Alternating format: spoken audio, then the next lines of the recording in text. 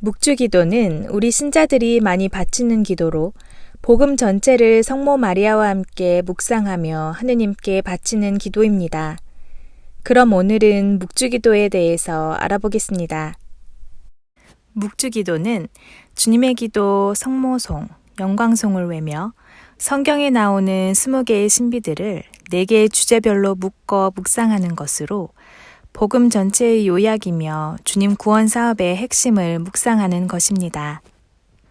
묵주기도를 흔히 로사리오라고 하는데요. 로사리오는 라틴어로 장미꽃다발을 뜻합니다. 이는 순교자들이 장미꽃관을 쓴 것에서 유래되었습니다. 오늘날 같은 묵주기도가 생긴 건 15세기이며 이후 성 도미니코 스토에를 통해 널리 퍼졌고 19세기에 성모님께서 발현하셔서 묵주기도를 바치라고 하신 간곡한 말씀으로 인해 급속히 확산되었으며 성 요한 바오로 2세 교황께서 빛의 신비를 더해 지금의 묵주기도가 되었습니다.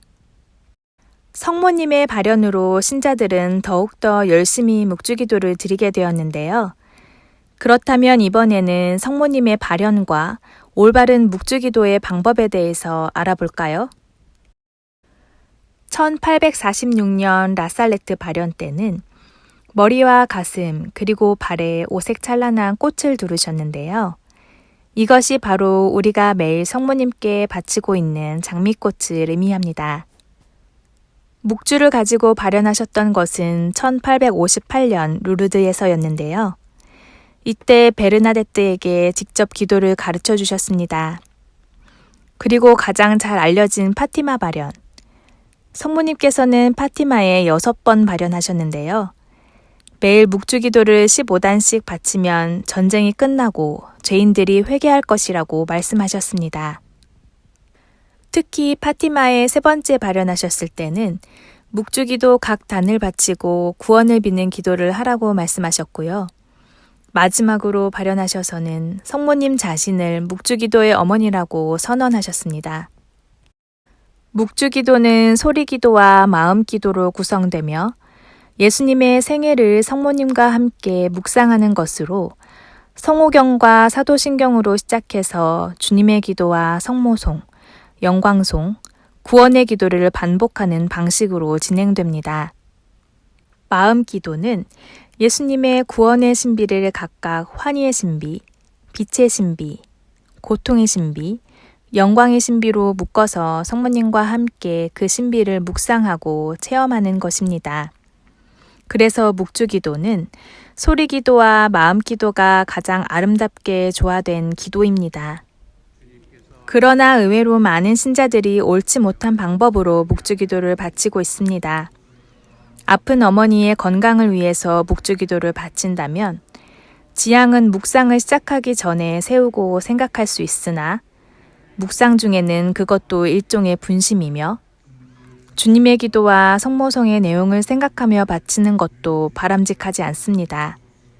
바른 묵주기도의 방법은 일체 다른 생각 없이 해당 신비의 내용을 묵상하며 하느님의 신비를 관상하는 것입니다.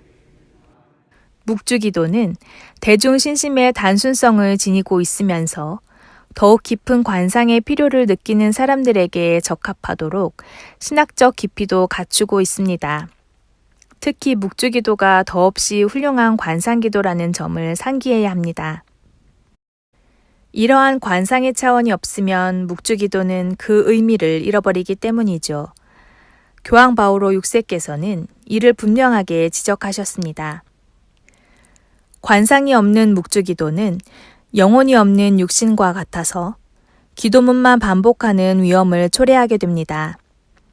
그리하여 너희는 기도할 때 이방인들처럼 빈말을 되풀이하지 마라.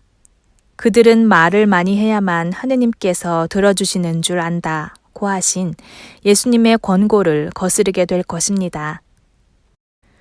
묵주기도는 본질상 고요한 운율과 생각할 수 있는 느릿한 속도로 바쳐야 합니다. 그래야만 주님께 가장 가까이 계셨던 성모님의 마음과 눈길로 기도하는 사람이 주님 생애의 신비를 더 쉽게 묵상할 수 있고 그럼으로써 그 신비에 헤아릴 길 없는 부요가 드러나게 됩니다. 묵주기도를 바치는 신앙인들은 교황 바오로 6세의 이 드높은 생각을 마음속 깊이 새겨봐야 할 것입니다. 또한 우리가 흔히 사용하는 5단 묵주는 5대륙을 의미하는 것으로 세계 평화를 위해서 기도하라는 의미가 담겨져 있습니다. 이 묵주는 언제 어디서나 기도를 드릴 수 있도록 항상 몸에 지니고 다니는 것이 좋지만 미사 전례 중에는 묵주 기도를 바치는 것을 삼가해야 합니다. 지금까지 묵주 기도에 대해서 알아보았는데요. 발현하신 성모님께서 권장하신 대로 우리 모두 자주 묵주 기도를 드려서 예수님께서 마련하신 영원한 생명을 얻고 하느님 사랑과 이웃 사랑을 실천해야겠습니다.